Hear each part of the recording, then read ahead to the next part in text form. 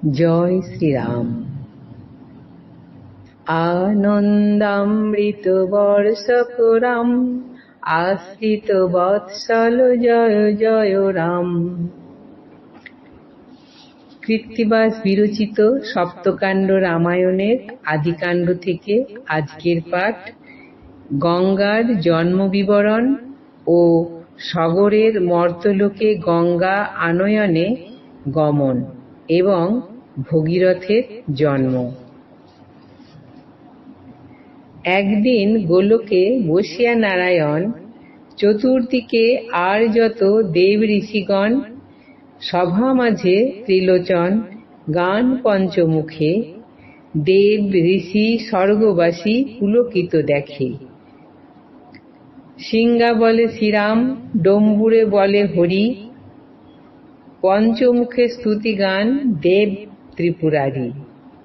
লক্ষ্মী সহ বসিয়া আছেন মহাশয়, শুনিয়া সে গান হইলেন দ্রবময়। দ্রবময় হইলেন নিজে নারায়ণ, পতিত পাবনী গঙ্গার তাহাতে জনম। সেই জল কমণ্ডলে ভরিয়া আদরে, রাখিলেন তুলিয়া বিধাতা নিজ ঘরে।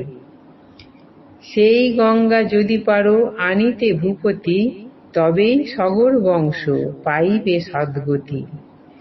অংশুমান তোমায় দিলাম এই বর, তব বংশ হেতু গঙ্গা হবেন গোচর।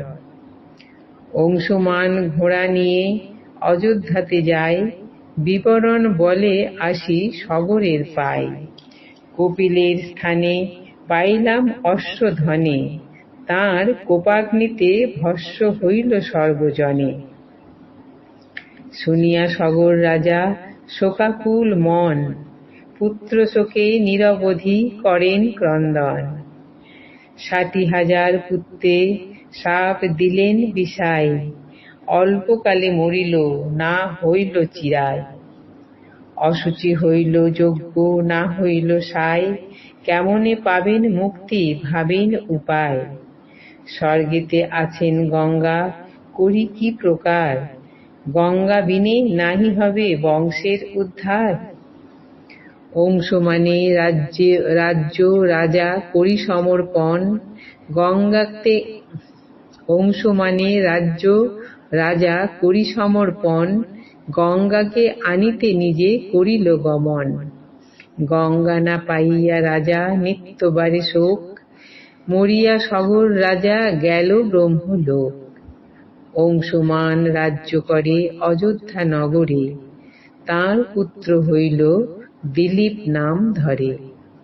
পুত্রে রাজ্য দিয়া গেল গঙ্গা আনিবারে, তপ করে ১০,০০০ বর্ষ অনাহারে। গঙ্গা না পাইয়া গেল স্বর্গের উপর, তাহাকে দেখিয়া তুষ্ট দেব পুরন্দর।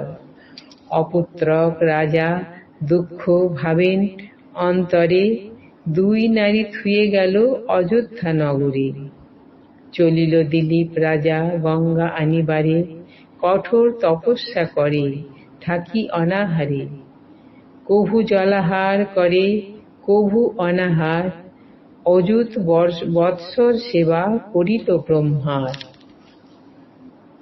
তথাপি না পায় গঙ্গা না হয় অশোক, মরিল দিলীপ রাজা গেল ব্রহ্মলোক। অরাজক হইল রাজ্য অযোধ্যা নগর, স্বর্গেতে চিন্তিত ব্রহ্মা আর পুরন্দর।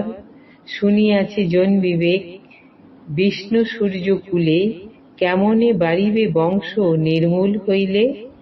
ভাবিয়া সকল দেব যুক্তি করি মনে, অযোধ্যায় পাঠাইল প্রভু ত্রিলোচনে। দিলীপের ২ জায়া আছিলেন বাসে, বৃষ আরোহণে শিব গেলেন সকাশে।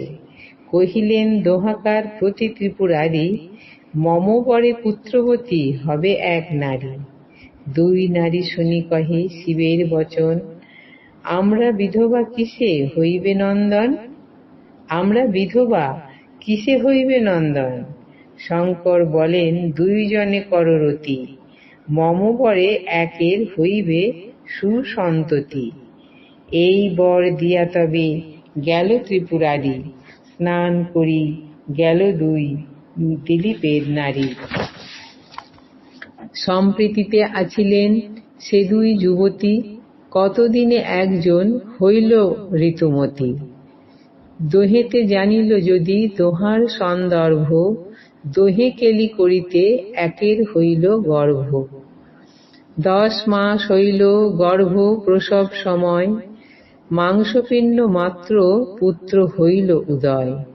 পুত্র কোলে করিয়া কাঁদেন দুইজন, হেন পুত্র বর কেন দিল ত্রিলোচন। অস্থি নাহি মাংসপিণ্ড চলিতে না পারে, দেখিয়া হাসিবে লোক সকল সংসারে।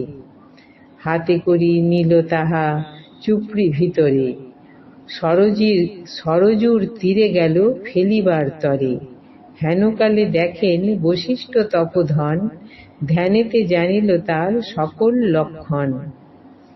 মুনি বলে থুয়ে যাও পথে শোয়াইয়া, করুণা করিবে কেহ আতুর দেখিয়া।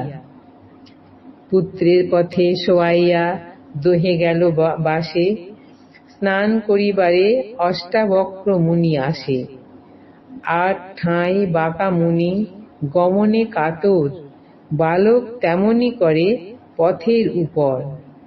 এক দৃষ্টে অষ্টাবক্র তার পানে চায়, মনে ভাবে আমাকে এ দেখিয়া ভ্যাং চায়। আমারে দেখিয়া যদি করে উপহাস, ব্রহ্মশাপে হবে এর শরীর বিনাশ। যদি এর দেহ হয় স্বভাবে এমন, মম বরে হবে তবে মদন মোহন। অষ্টাবক্র মুনি সেই বিষ্ণুর সমান, যারে বর শাপ দেন কভু নহে আন। অষ্টাবক্র মুনির মহিমা চমৎকার, দাঁড়াইয়া উঠিল সে রাজার কুমার। ধ্যানে জানিলেন অষ্টাবক্র তপোধন, ধন্য মহাপুরুষ এ দিলীপ নন্দন। উভয় রানীকে ডাকি আনে মুনিবর, পুত্র লয়ে হরষেতে দোহে গেল ভর। আসিয়া সকল মুনি করিল কল্যাণ, ভগে ভগে জন্ম হেতু ভগীরথ নাম। মহাকবি কৃত্তিবাস পণ্ডিত পরম, আদি কাণ্ডে গান ভগীরথের জনম। আজ এই পর্যন্তই। জয় শ্রীরাম।